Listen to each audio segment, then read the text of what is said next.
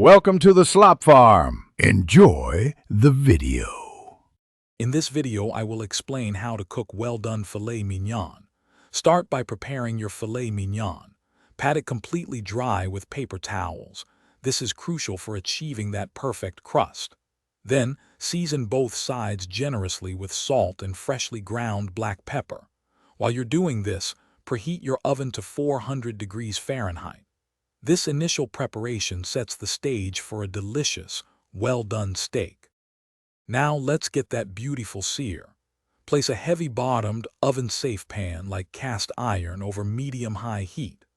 Once hot, add about 1 tablespoon of a high smoke point oil, such as grapeseed or avocado oil.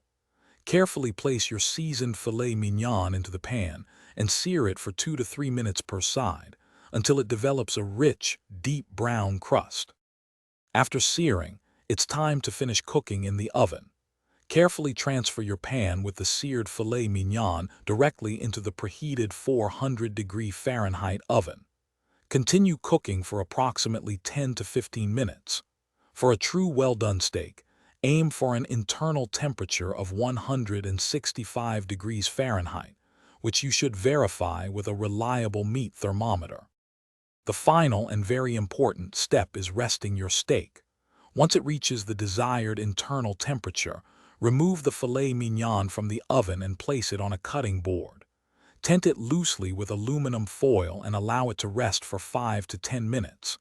This resting period allows the juices to redistribute, ensuring a tender and flavorful well-done steak. Then, slice and enjoy. Thanks for watching. Consider subscribing if we helped you today.